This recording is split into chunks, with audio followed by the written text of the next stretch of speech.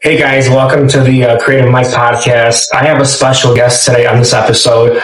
He is a young gentleman by the name of Esteban Castro. He's also a realtor in Chicago, Illinois. And I brought him on today to show you guys that anything is possible. And he actually just got his first proof of concept. I'm going to introduce you guys to Esteban Castro. Esteban, if you can introduce yourself and tell us what you do and how you got into real estate. Definitely. My name is Esteban. Very nice to meet all of you guys. Thank you for having me on the podcast. I'm a realtor in Illinois. I've only been licensed for a little over a year. Originally, what got me into real estate was actually TikTok and Instagram, seeing all these like influencer realtor guys, investors profiting and succeeding in the business. And I just knew that even though I was top 10 in my graduating class for high school, that I thought like, getting a degree, studying and all that time, the college life is not for me. I like kind of made a decision that, you know what, we got to get our license, at least here in Illinois. That was my goal. Get your license. I did that. Pandemic hit, right?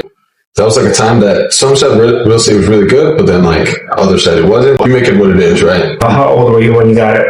I was, I believe, 21. I was 20. It's really young. What inspired you to get it? Was like family, friends? Definitely family. My mom, my dad, they've been cleaning the whole lives. They're immigrants, so from Mexico. They've just been working their whole lives. I didn't really ever see the struggle financially just because they somehow, some way, they made things work for me and my brothers.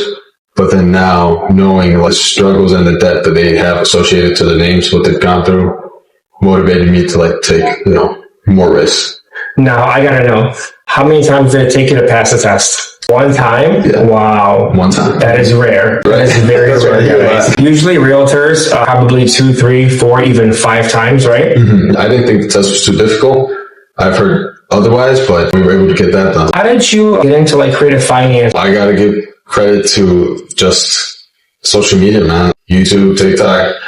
I encountered you, the concept of wholesaling, probably people we all might follow at the moment, like King Kong. I think you can't be a baller if you ain't got no dollar. Those things that kind of made me think like, man, I should just get into this, at least learn about it, see if I'm fit for it, try it and see if it can do something for me. And then I came across you on Facebook. I joined like the free group for Base Morby. Mm-hmm. And then I saw that you were constantly posting deals. So I was like, this guy must know what he's doing. Let me see where he's located. Maybe I can reach out. Turns out you're in Illinois. And it's funny because I actually do deals outside the state. When you like reached out to me, I wasn't doing deals in Chicago yet. Well, kind of a little bit, but most of my deals are Florida, Arizona, Las Vegas, the Carolinas. Yeah. Chicago's kind of new to me. So when you reached out, I was like, okay, let me give this a shot. You know? Let's talk about your first deal. How did you find it? So I was just looking for wheels for my car on Facebook Marketplace, and I thought like, wait, maybe there's like people listing their homes because I know there's for sale by owners. They're a thing, right? I thought maybe someone's listing it like on Facebook Marketplace, like a place to rent, and I'll reach out and ask like, hey, do you want to sell this home? List it on the MLS, right? And then I came across the listing. I know a lot of them are spam, so be careful out there. Not everyone's actually selling that home. They just taking up pictures from Google and posting it for sale, right? But the seller was legit. It was a seller who was very desperate to sell 2 multi-units, one of which she had just closed.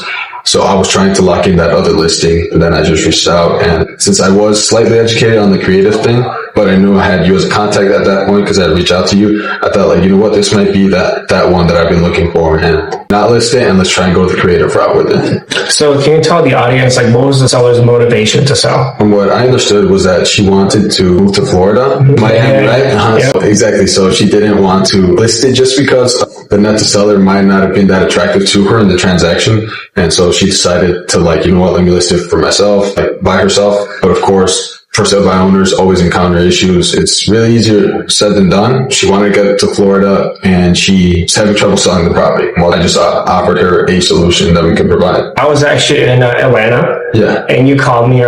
I got the seller on the line. Can you jump on? Yeah. And so we did a Google meeting. We were able to negotiate. We took over a 5% interest rate, and we negotiated a balloon in 7 years on the seller financing. So it was really good terms. Yeah. But that's also because she was motivated, right? She wanted to move to Miami. She was over Chicago, right? She had some tenant issues. So after that, we locked up the contract, right? And then we went into escrow. Right? What did you think about the process on creative finance? I thought it was, especially JVing with you, it was incredibly easy. I am a realtor, but they can get wonky sometimes, depending who you're working with. And in this case, it really mattered who I was working with, which was you, because it almost seemed a little too good to be true. The way everything happened, you know? But yeah, you definitely made it work, man. I appreciate it. Do you recommend the audience a joint venture with somebody that knows what they're doing? Most definitely. Joint venture is key. I'm a young realtor, so there's stuff I don't know. There's stuff that I can learn from other realtors. There's stuff that I can learn from people who are just being in the real estate business in general, especially investors. That's why I have no shame in reaching out and saying, dude, help me out. Like, I think I got something good, but I need help. And I don't mind JVing. That's not an issue for me. It's not about what I make out of this transaction. It's what value I can provide to you, and then you provide it to me. When you're doing a JV, you're reciprocating, right? Exactly. Like, you're helping, I'm helping, and we're both benefiting from the transaction, right? So when this transaction was going on, there was a lot of things that were happening in the background that I wasn't telling you about, of course, because there's some things that, like, let title handle, let the TC handle, everybody handle. If there's anything that is urgent, I will reach out to you, right? But if it's not, then there's really no point. It took let's say about 45 days to close the transaction. And what did you get yesterday in your account? Wire transfer for $6,000. Exactly. Which is like, for someone in my background, my position, and what my parents do for a living, it's like life changing. I haven't even told them about it, but you know, when I do, they're definitely going to be like, his Spanish son is Mijo. They're going, Mijo, stick to this. Do this. Whatever you got to do. Just jump into real estate 100%. A big motivation. You got his proof of concept. Now you're probably not scared to keep calling. Correct. Right? More sellers and more realtors, right? You saw how everything transpired. You saw that it's real, that you can make money outside of banks, right? There's so many ways to make money in real estate. What would you tell the audience if they wanted to get started? What should they do? How should they take their first steps to get their first deal? Just educate yourself into real estate transaction terms, right? Escrow, EMD, earnest money deposit, closing costs, all this sort of everything that goes into buying and purchasing or selling real estate. And then as soon as you feel like you're educated enough, you are. Take action, even if it's imperfect. This other wholesaler, I think in Chicago, his name's Cam Oliveira, he said, like, imperfect action is still action. He might see this, right? And I totally butchered what he said, word for word, but credit to him, because you just have to pick up the phone and not be scared. We only got one life. What do you have to lose? The worst thing that can happen is they say, stop calling me. All right. Exactly. Next. You're going to get a lot of no's in this industry, right? But when you get a yes, it's a very valuable yes, right? Like that, like you'll get 10 no's in a row, and then you'll get a yes. You just got to keep on going, taking the no's, learning, getting better, because the better you get at sales, right? The better you get at marketing, the more yeses you're going to start receiving. What's next for Esteban after this? Staying on that phone. Calling sellers, calling realtors, calling owners. In fact, my neighbor from where I live, he has a couple properties in which I pitched the idea of creative to him at a point where I wasn't very educated on it before this closing, like a month or two ago. And now that I have sort of something to back up what I have to say, some credibility to my name, I want to introduce to him the idea of selling me that house, which is right next to my parents' house, so that I can own it down the line, whether it be through creative or just any sort of purchase transaction. Like, now I'm not scared to go up and talk to him, because now I have a good idea of how this works. A lot of people think that, like, watching these YouTube videos, it's impossible to get creative finance, or why would somebody sub to their house to you, or why would somebody sell their finance it to you? What would you tell somebody that's a naysayer, a non-believer? Two, might just save you if you're like between a rock and a hard place.